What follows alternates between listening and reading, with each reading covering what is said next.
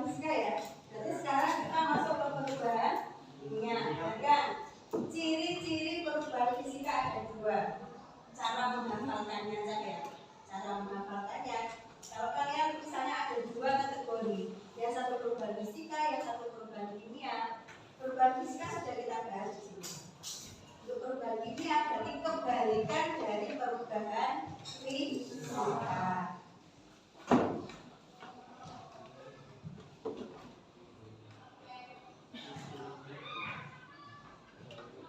Ciri-cirinya, kalau di perubahan fisika, yang pertama ini sudah Pak, bisa kembali ke bentuk semula. Maka di perubahan kimia kebalikan dari perubahan fisika, bisa kembali ke bentuk semula. Jadi yang di kimia Pak, tidak bisa kembali, tidak bisa kembali ke bentuk semula. Kemudian ciri yang kedua, kebalikannya sudah akan terbentuk zat baru. Jadi di sini ada tips belajar. Jika ada dua kategori, berarti yang satu adalah kebalikan. Ya, oke, sekarang kalian tulis dulu.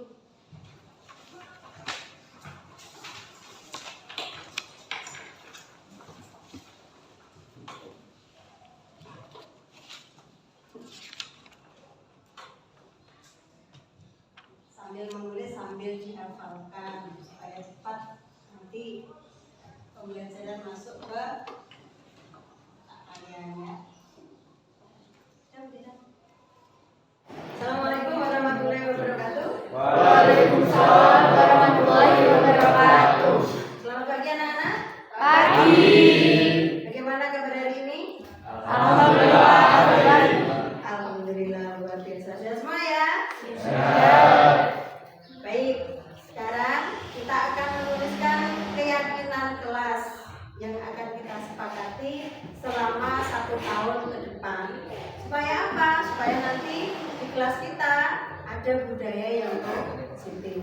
Jadi nanti kalian harus menuliskan kesepakatan atau keyakinan yang akan kalian ungkapkan menurut kalian sendiri. Ya, bisa dimulai? Sudah. Nanti setelah kalian tuliskan di post-it ini, kalian tempelkan di sini ya. Ini nanti kalian tuliskan di sini nanti. Keyakinan kelas. Jadi sekarang namanya bukan peraturan kelas, tapi namanya apa? Keyakinan kelas. Jadi nanti keyakinan kelas berdasarkan hati nurani kalian sendiri. Misalnya datang tepat waktu. Kalimatnya yang positif ya. Gimana? Ada pertanyaan? Siap. Oke, sekarang kalian tuliskan masing-masing kesepakatan yang akan kalian yakini ke depan. Setiap anak bisa menuliskan 1 keyakinan kelas. Apa-apa? Ada pertanyaan?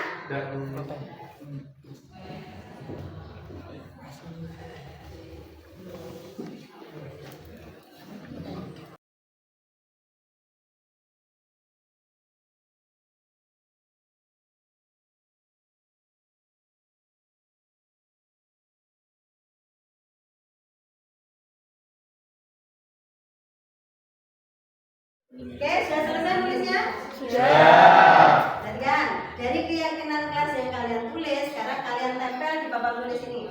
Ini untuk yang post-it warna merah, yang ini untuk yang post-it warna kuning. Saya berharap dari keyakinan kelas yang kalian tulis itu nanti kalian sepakati selama 1 tahun ke depan. Paham? Oke, sekarang langsung ditempelkan di papan tulis keyakinan kelas.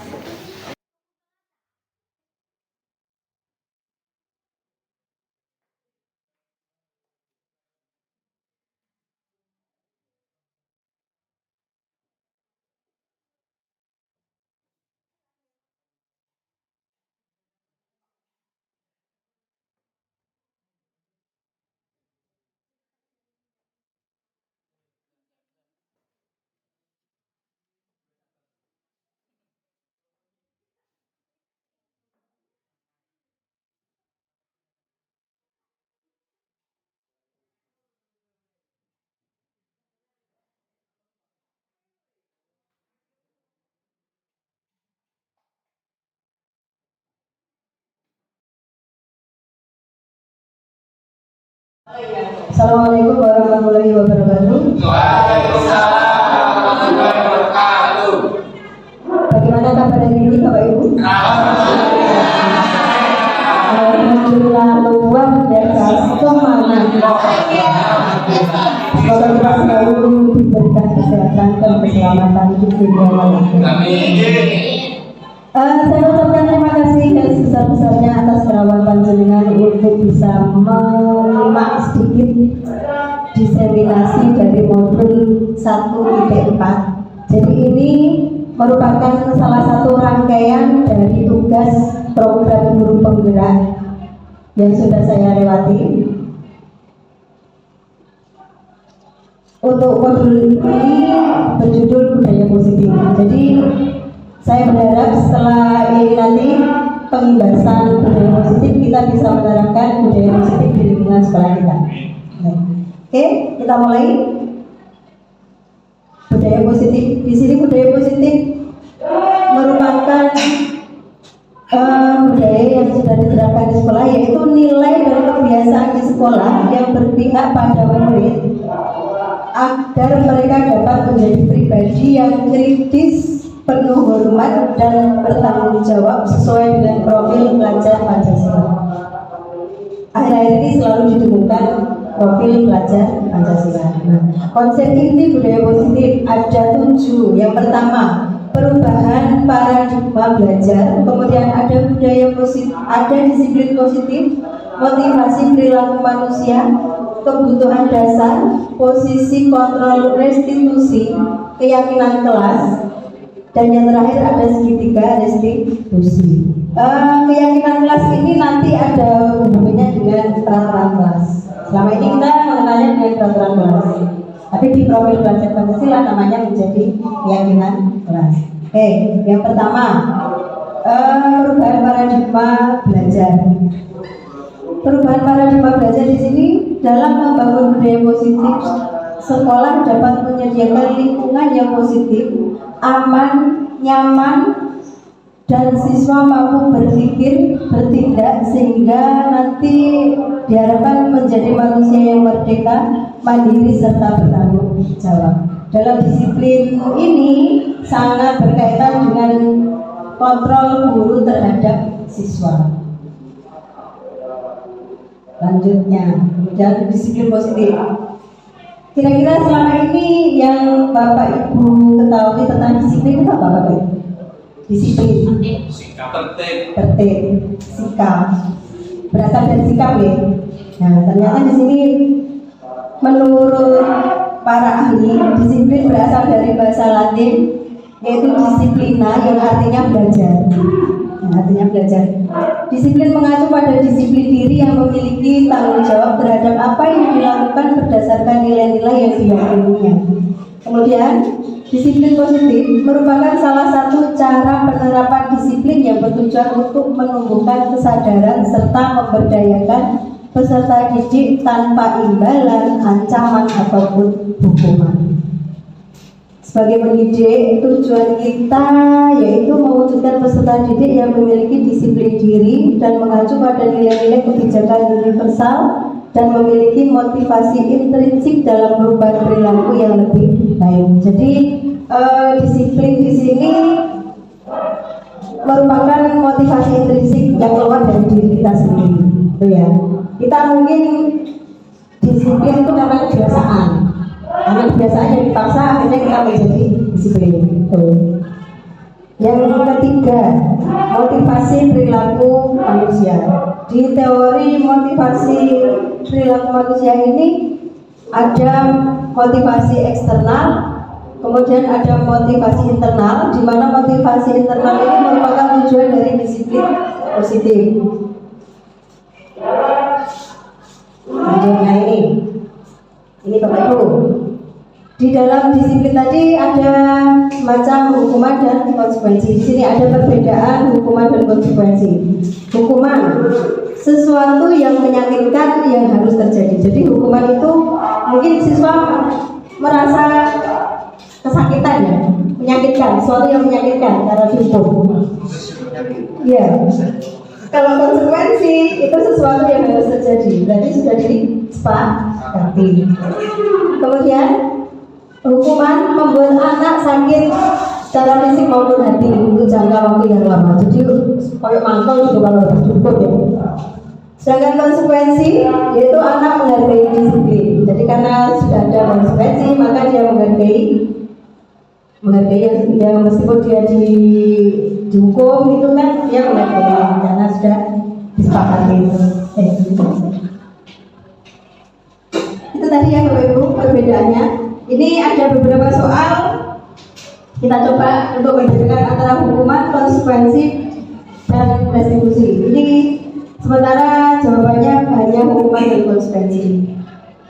Yang pertama mencatat 100 kali dalam kalimat saya tidak akan terlambat lagi karena dia terlambat ke sekolah maka dia disuruh menulis saya tidak akan terlambat lagi sebanyak 100 kali. Kira-kira ini hukuman atau konsekuensi?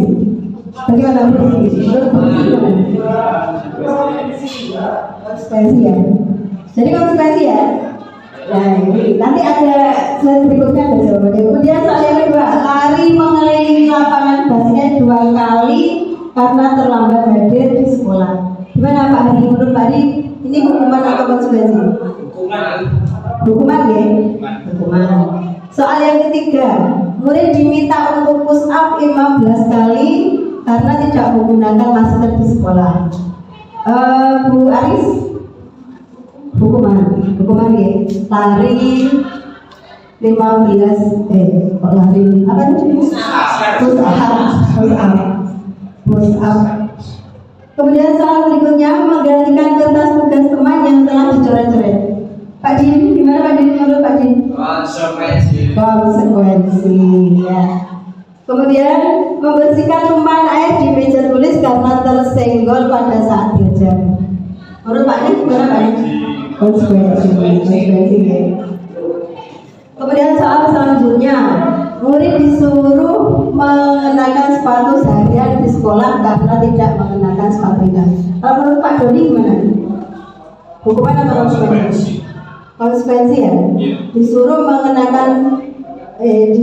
untuk mengenakan sepatu. Tidak diperkenankan menggunakan sepatu seharian karena tidak mengenakan sepatu minimal. Apa tadi Pak? Konsekuensi. Soal yang terakhir, lari mengelilingi lapangan basket 2 kali karena terlambat 10 menit untuk pelajaran PJOK.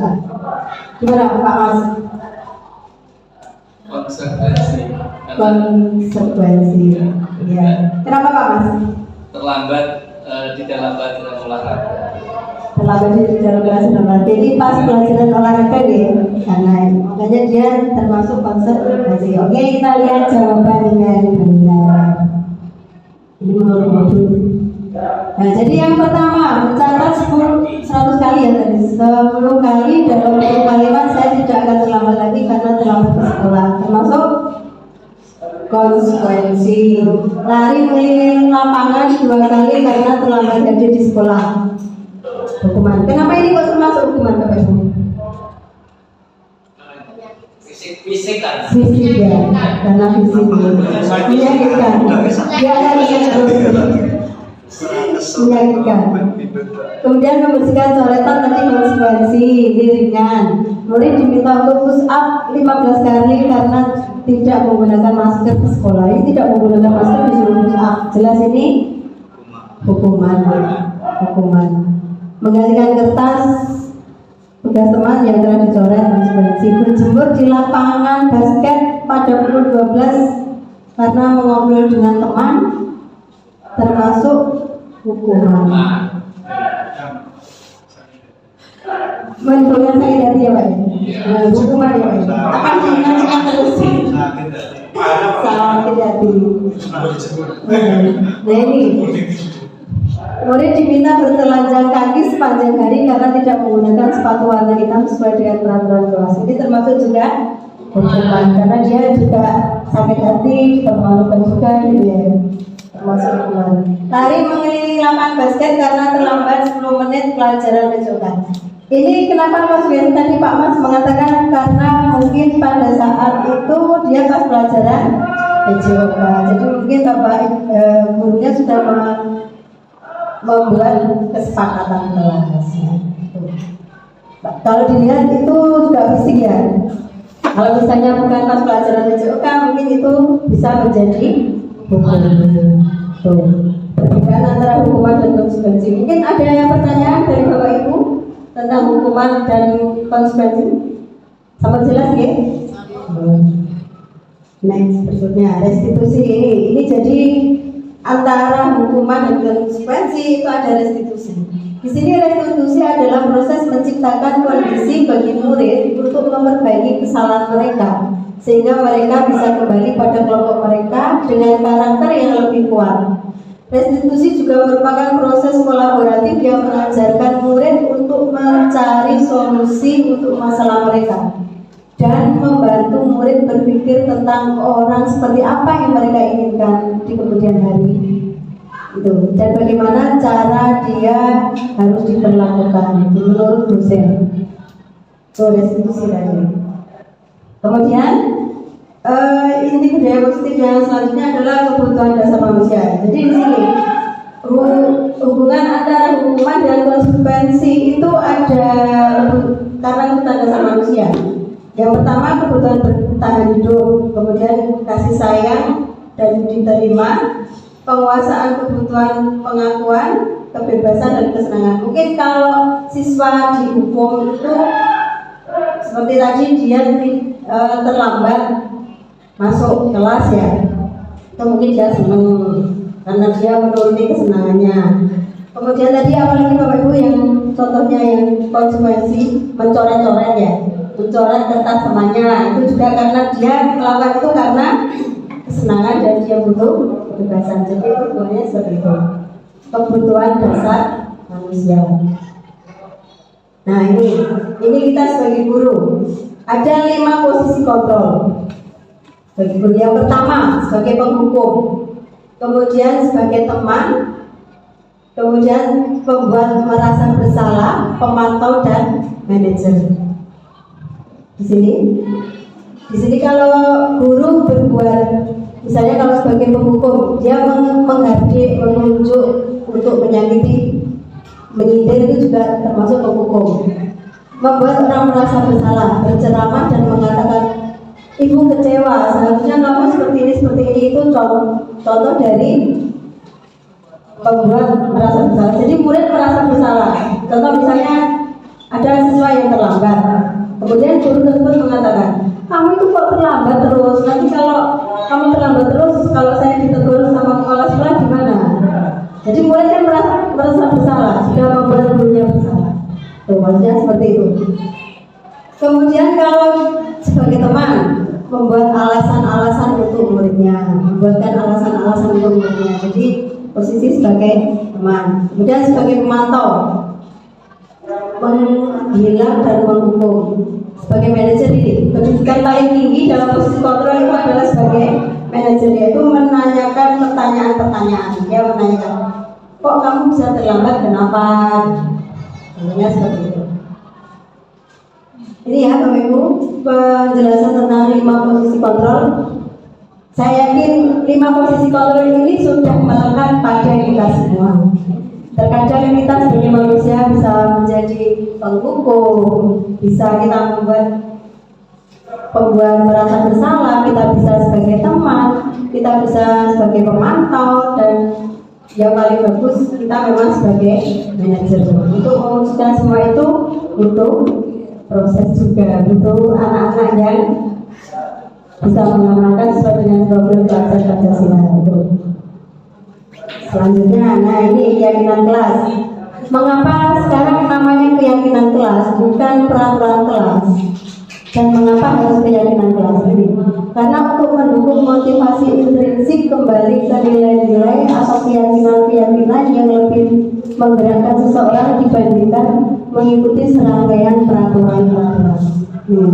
Keyakinan kelas itu kenapa kok bukan peraturan kelas tapi namanya keyakinan kelas. Jadi keyakinan kelas ini dibuat oleh siswa juga. Kesepakatan kelas hanya menjadi keyakinan kelas. Ini contohnya kesepakatan kelas dan Sepanjang datang tepat waktu, mengucapkan salam, menjaga kebersihan sekolah, berdoa sebelum dan sesudah kegiatan, aktif dalam pembelajaran. Ini yang terakhir, poin yang terakhir, segitiga restitusi. Segitiga restitusi ini ada 3 bagian. Yang pertama, validasi tindakan yang salah. Kemudian yang kedua, menanyakan keyakinan dan menstabilkan identitas. Di validasi tindakan yang salah ini, contohnya, kamu tentu punya alasan mengapa melakukan hal itu. Jadi ini pertanyaan, misalnya ada siswa yang terlambat, posisi kontrol guru tadi, guru menanyakan kenapa kok kamu terlambat. Itu masuk validasi tindakan yang salah. Kemudian adakah cara yang lebih efektif untuk mendapatkan apa yang kamu butuhkan? Jadi siswa ditanya caranya bagaimana. Kemudian menanyakan keyakinan. Jadi misal siswa terlambat gitu ya. Ini sebagai guru kita juga harus menanyakan kira-kira keyakinan kelas mana yang sudah kamu langgar. Ditanyakan seperti itu. Itu posisi kontrol kita sebagai manajer. Kemudian yang terakhir menstabilkan identitas. Jadi semacam apa ya? Oh ya sudah, berarti apa tindakan kamu selanjutnya supaya tidak terlambat. Terima kasih Bapak Ibu. Ini semoga saja besok kita dapat menerapkan konsep ini di sekolah kita. Terima kasih atas. Ya, mungkin ada pertanyaan. Monggo Pak Dan, ada yang mau ditanyakan? Tadi kan ada 5 untuk menerapkan kedisiplinan. Iya. Masih boleh tidak kayak hukuman tadi kita berikan ke siswa? Kalau di guru-guru pendidikan itu kita tidak boleh menghukum siswa. Padahal kan 5 tahapan Iya. ya. 5 tahapan itu kalau kita sebagai penghukum berarti kita sebagai penghukum pemantau itu kan yang paling tidak boleh dilakukan itu sebenarnya. Kalau kita sebagai teman oke, terus membuat rasa bersalah itu pun masih agak ditoleransi. Iya. Pokoknya seperti apa namanya? Marsnya itu Pak, guru menghamba pada murid. Jadi kita melayani murid ya. Kita mengatakan misalnya, oh kamu itu ini, tapi kan menghukum itu. Iya, membuat rasa bersalah juga bisa. Gak boleh lama. Jadi hukuman kita minimalis. Iya, hukuman kita bertindak sebagai manajer. Dan terakhir guru menghamba pada murid, menuntun, mengamong sebagai apa? Itu yang saya peroleh di pendidikan guru. Ada tambahan lagi? Monggo. Sama ya. Terima kasih saya ucapkan.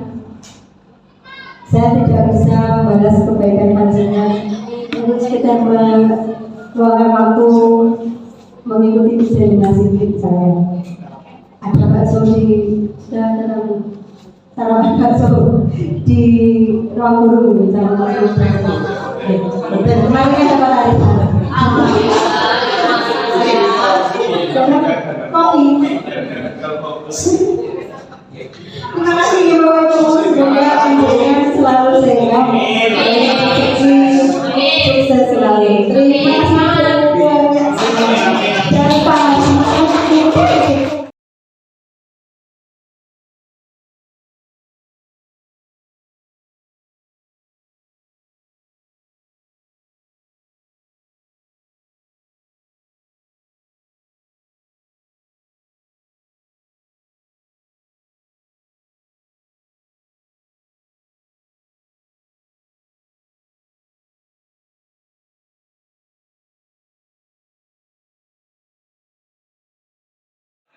Assalamualaikum warahmatullahi wabarakatuh.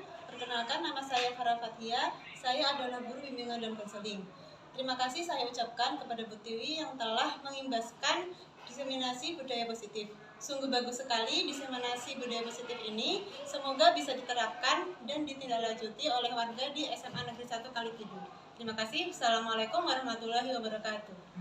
Salam sejahtera. Assalamualaikum warahmatullahi wabarakatuh. Kami siswa-siswi SMA Negeri 1 Katidu berterima kasih kepada Bu Tiwi yang sudah menerapkan budaya positif, terutama segitiga restitusi. Semoga kedepannya budaya ini dapat lebih diterapkan di sekolah kami tercinta. Terima kasih. Wassalamualaikum warahmatullahi wabarakatuh.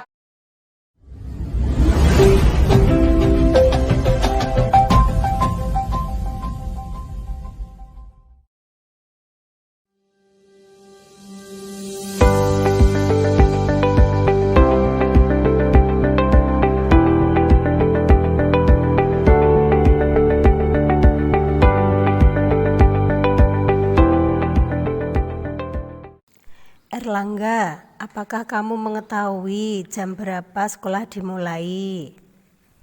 Jam 7, Bu. Ya, tadi kamu sampai di sekolah jam 7.20, jadi kamu terlambat. Dan akhir-akhir ini kamu juga sering terlambat. Kenapa kamu sering terlambat, Er? Maaf, Bu. Saya bangun kesiangan karena tadi malam tidur kemalaman. Baik, mari kita cari solusinya bersama ya. Mengapa kamu tidur terlalu malam? Apa ada kegiatan yang kamu kerjakan setiap malam? Saya main game, Bu. Terus nggak tahu tiba-tiba pukul 1 malam. Wih, pasti seru ya main game. Sampai-sampai tidak sadar sudah dini hari. Tapi apakah kamu tahu bahwa apa yang kamu lakukan itu salah? Iya, Bu. Saya tahu saya salah. Karena itu bisa membuat saya tidak bisa bangun pagi sehingga terlambat sekolah. Sekarang kita bicarakan tentang keyakinan kelas dan sekolah kita ya. Dari keyakinan-keyakinan tersebut, keyakinan mana yang belum kamu tunjukkan? Keyakinan tentang berkomitmen, Bu.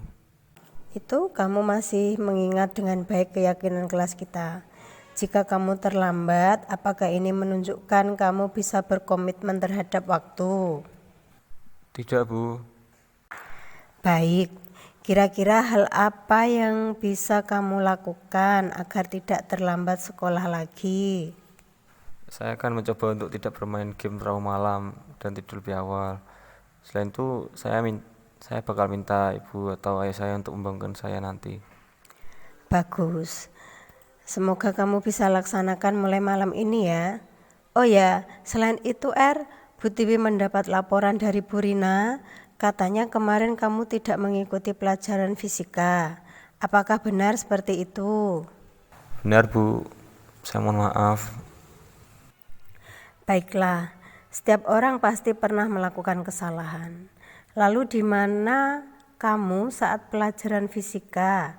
Dan kenapa kamu menghindari pelajaran fisika? Saya belum mengerjakan tugas fisika, Bu. Jadi saya takut kalau nanti tiba-tiba ditunjuk untuk menjawab pertanyaan. Terus makanya dari itu saya ke taman belakang untuk tidur-tiduran. Pasti nyaman ya bisa tidur siang di taman dengan angin sepoi-sepoi. Wah, apakah kamu tahu kalau sekarang kamu berada dalam masalah? Iya, Bu. Jika kita kaitkan dengan keyakinan kelas kita, keyakinan mana yang belum kamu tunjukkan? Keyakinan tentang berkomitmen dan menghormati orang lain, Bu. Betul sekali. Jika kamu tidak mengerjakan tugas dan tidak mengikuti pelajaran, berarti kamu tidak dapat berkomitmen dalam mengerjakan tugas. Dan kamu tidak menghormati Bu Rina sebagai guru fisik kamu. Sekarang, mari kita cari penyelesaian bersama-sama. Kita pikirkan bersama untuk memperbaiki situasi ini. Kira-kira apa yang bisa kamu lakukan untuk memperbaiki keadaan ini? Nanti saya akan minta maaf pada Bu Rina terlebih dahulu karena sudah meninggalkan pelajarannya. Lalu saya akan mencoba untuk mengerjakan tugas-tugas fisika, Bu. Sehingga jika ada pertanyaan, saya bisa menjawabnya. Bagus sekali. Lalu jika kamu ada kesulitan mengerjakan tugas, apa yang akan kamu lakukan? Saya akan minta Adit buat ngajarin saya, Bu. Baik, setelah ini segera temui Bu Rina ya untuk minta maaf dan lakukan apa yang sudah kamu sampaikan tadi. Iya, Bu. saya berjanji untuk menjadi murid yang lebih baik lagi. Terima kasih. Iya sama-sama. Semoga kelak kamu menjadi orang yang hebat ya. Perasaan saya setelah diajak ngobrol karena saya terlambat masuk kelas, saya senang dan termotivasi untuk tidak terlambat masuk kelas, dan saya juga berkomitmen untuk selalu mengikuti pelajaran fisika dan pelajaran-pelajaran lainnya. Terima kasih kepada Bu Tiwi untuk solusi yang diberikan, dan saya berharap untuk semua guru jika saya dan teman-teman melakukan kesalahan untuk diberikan solusi. Sekian dari saya, terima kasih.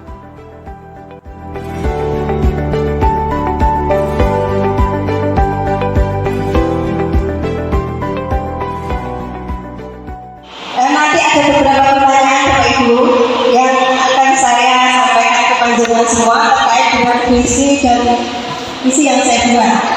Di sini hanya visi saja, misinya tidak bisa. Jadi nanti untuk menyamakan dengan visi yang sudah ada di SMA kali itu, karena adanya perubahan kurikulum dan prakarsa bagi jalan. Jadi visi SMA kali itu mungkin nanti perlu ditambahkan atau direvisi. Tapi kalau saya lihat visinya itu sudah bagus ya. Hanya saja gini Pak Ari, kalau sekarang karena kurikulum merdeka itu kan tidak lepas dari profil pelajar Pancasila. Nah, visi kita di SMA kali ini itu sudah memuat semua. Hanya saja tidak ada kalimat profil pelajar Pancasila. Jadi untuk merumuskan visi ini ada beberapa pertanyaan Bapak Ibu. Pertanyaan yang berupa kalimat umpan yaitu cita-cita untuk murid kita. Pertanyaan pertama yaitu kita memimpikan murid yang seperti apa? Mungkin saya untuk sebagai Pak Ari, sebagai senior saya, Pak Ari memimpikan murid yang bagaimana Pak?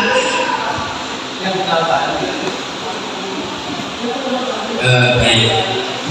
Jadi kalau saya diminta memimpikan murid seperti apa, maka bisa saya jawab begini. Jadi siswa itu benar-benar belajar dengan baik, kemudian mampu melanjutkan dan mau melanjutkan ke perguruan tinggi. Karena apa? Karena sekolah di SMA itu adalah lanjutan, yaitu untuk ke perguruan tinggi. Jadi pintar, mau belajar, kemudian mau dan bisa melanjutkan ke perguruan tinggi. Namun kenyataannya kita ini kadang susah payah untuk meminta anak itu ke perguruan tinggi, sehingga harus yaitu selalu memberi motivasi ke sana. Nah, jadi kadang saya juga begini, mereka pinter gak populer, yang penting akhlakmu apik. Nah, di dalam visi sekolah kita sudah ada, ya kan? Yaitu apa? Berkarakter. Sudah ada, tinggal memanai saja. Itu. Tetapi yang pasti saya menginginkan mereka itu pintar, mewujudkan visinya, yaitu melanjutkan ke perguruan tinggi. Karena ini harga mati, yang sekolah di SMA jangan terjebak ingin kerja. Kalau ingin kerja, maka ke SMK, karena kurikulumnya 60% dan 40%. Kalau SMA itu kan 60% kan banyak teorinya, kalau SMK kan teori. Maka kalau dari SMA yang harus yaitu melanjutkan. Kalau tidak, maka mau mewujudkan visinya, yaitu ke double track, sehingga dia nanti bisa lengkap dengan pelajaran praktek di double track. Ini juga ada di situ. Terima kasih.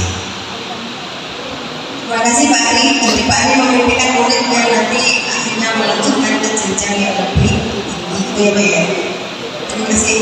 Untuk pertanyaan kedua, apa ini harus ditanyakan semua? Atau hanya kalau saja? Tidak usah dari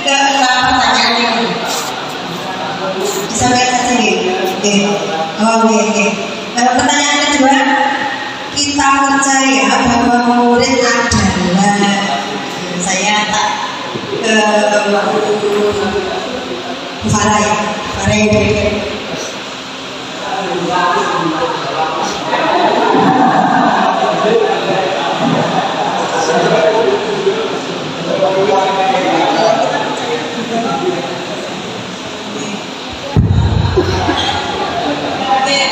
menurut saya murid itu adalah generasi penerus yang akan menggantikan kita besok sekian kali kita semua dan menjadi penerus untuk mewujudkan bangsa Indonesia ini. Dan murid itu selain menjadi generasi juga menjadi apa ya? Juga bisa menjadi budaya.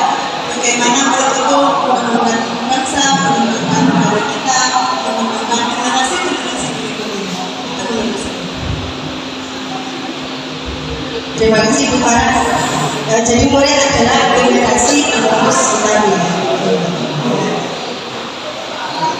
Untuk pertanyaan selanjutnya, di sekolah kita mengutamakan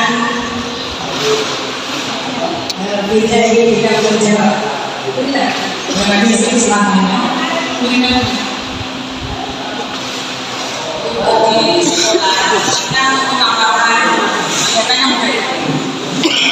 murid, kita mengutamakan murid. Jadi fasilitas di sekolah itu harus kita penuhi, terutama untuk penunjang pembelajaran serta mewujudkan siswa mandiri menjalankan kegiatan yang sifatnya nanti kalau sudah lulus dari SMA ini bisa mandiri. Di sini ada seperti yang disebut tadi, diantaranya double track. Selain double track mungkin nanti bisa ditingkatkan untuk kegiatan ekstranya, bahkan yang kaitannya dengan P5 juga ada sifat gotong royongnya lebih bagus karena kita lihat selama ini untuk di kelas dalam pembelajaran kalau kita lihat dalam diskusi yang bekerja itu hanya anak-anak itu saja.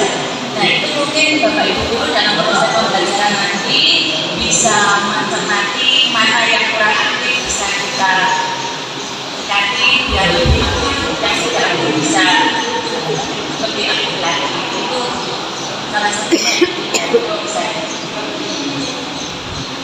Terima kasih Bu Rina, jawabannya panjang dan bermakna sekali. Mungkin Bu Rina mau menambahkan atau ke pertanyaan selanjutnya? Menambahkan. Terima kasih. Ini di sekolah kita itu mengutamakan pelayanan dan pembelajaran yang menyenangkan, ya sesuai dengan karakter siswa dan sesuai dengan profil pelajar Pancasila. Nanti yang bisa membuat siswa itu kalau di sekolah itu belajar dengan bahagia dan bisa unggul dalam prestasi. Terima kasih. Ya, unggul dan bahagia karena pembelajaran kita menekankan kepada murid itu bermakna. Pertanyaan selanjutnya, murid di sekolah kita sadar betul bahwa mungkin ada guru yang mau menjawab pertanyaan yang keempat.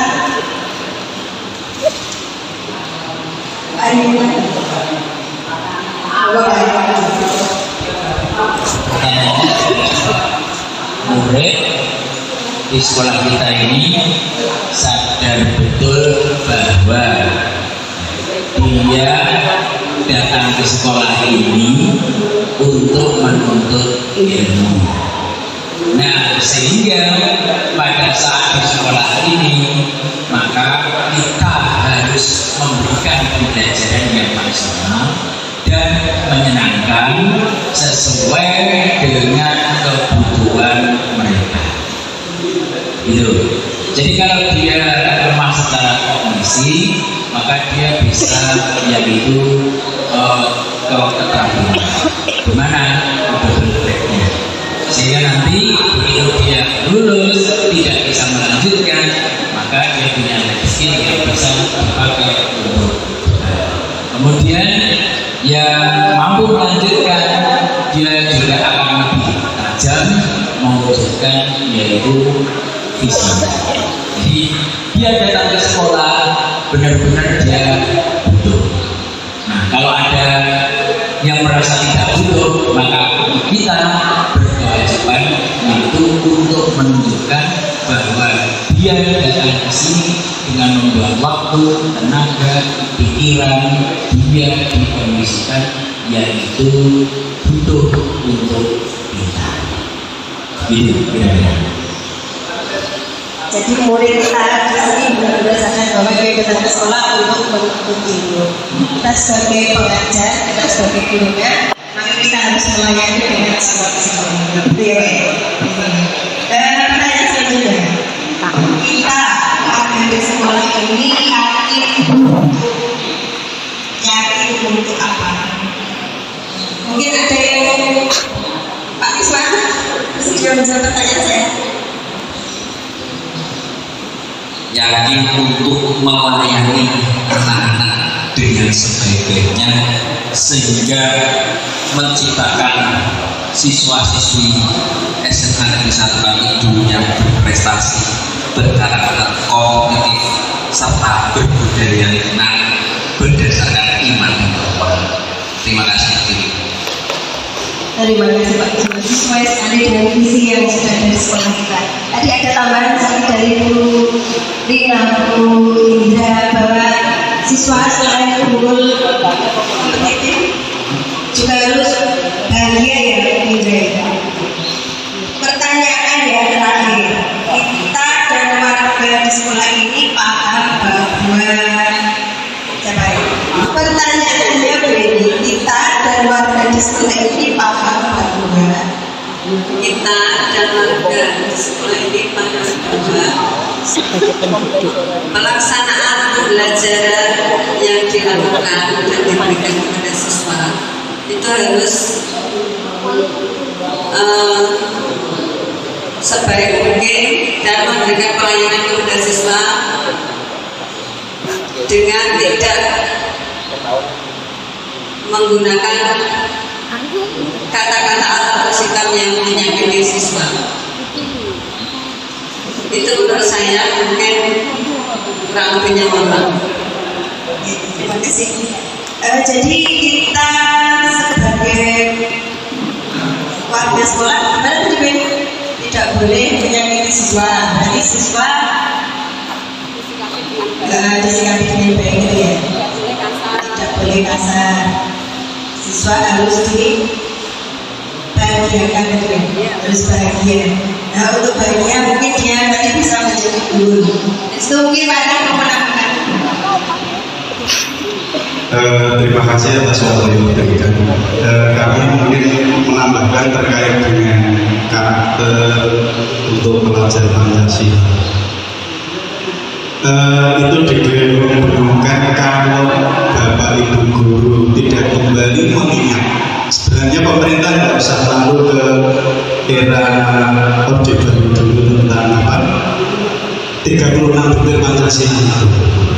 Kalau karakter digambarkan karakter Pancasila itu kita mengukurnya indikatornya apa?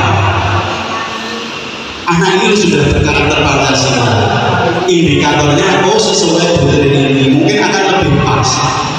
Jadi kalau misalnya kok IKM ini membuat tentang apa?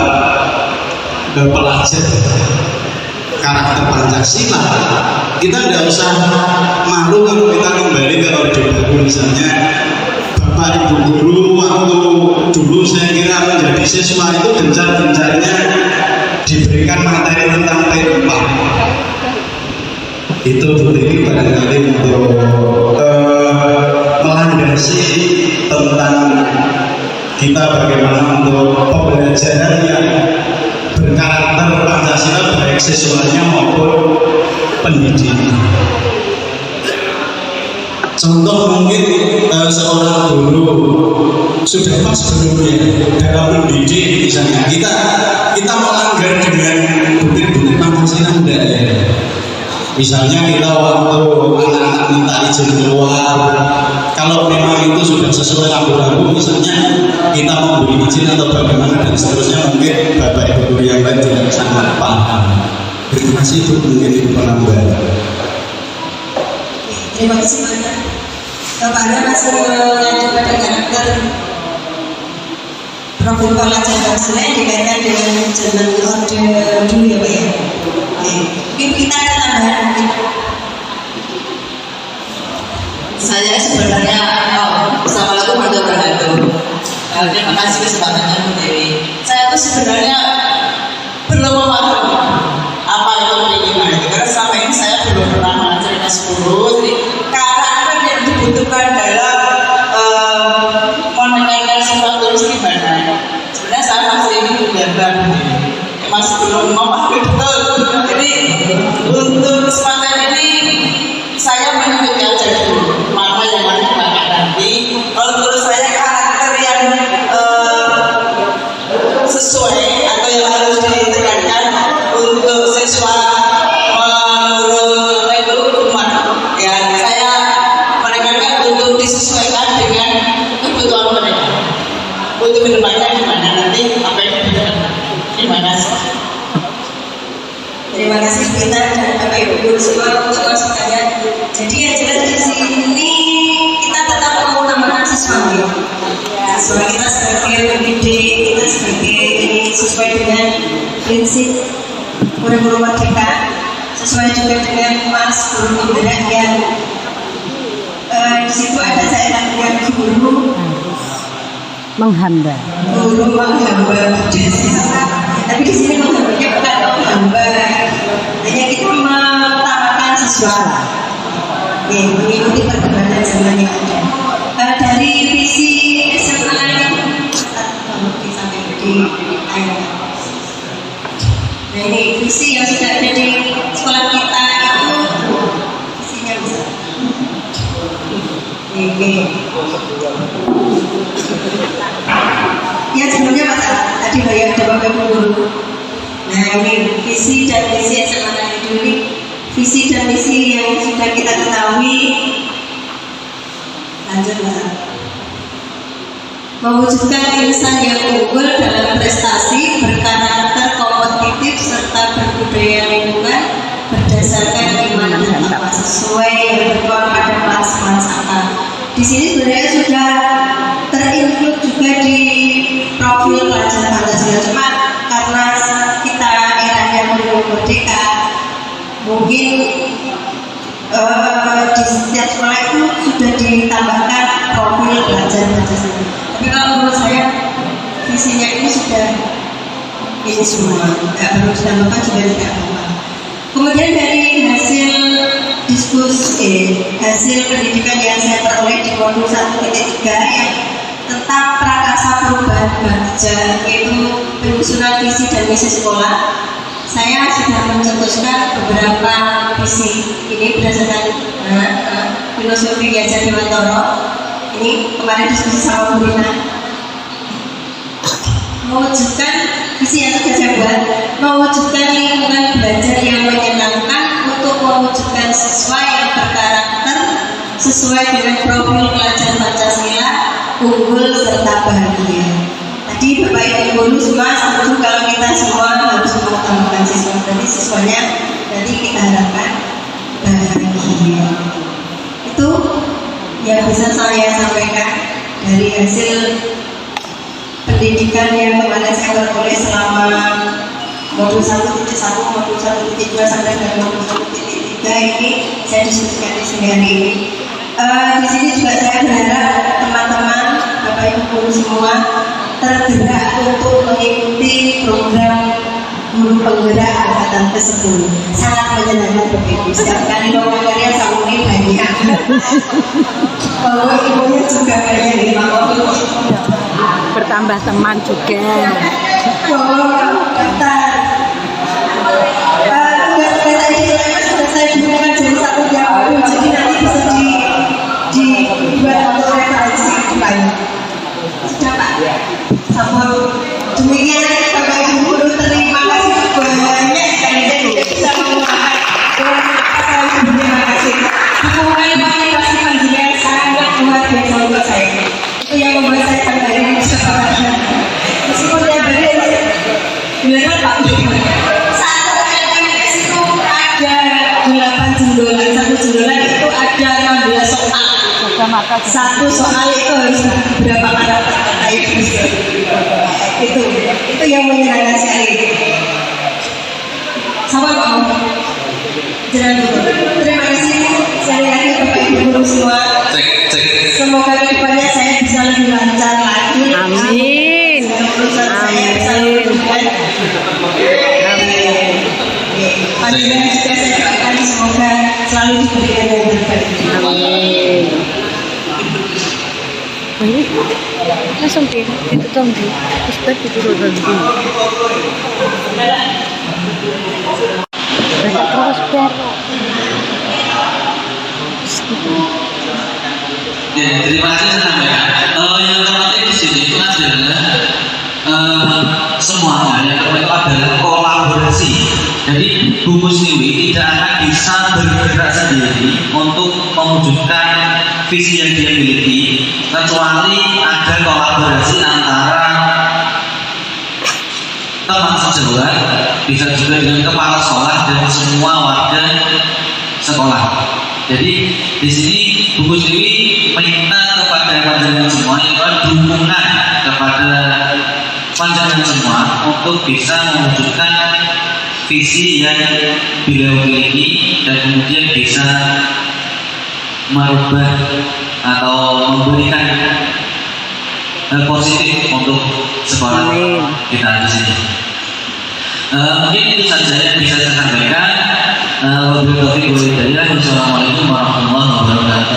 Waalaikumsalam warahmatullahi wabarakatuh.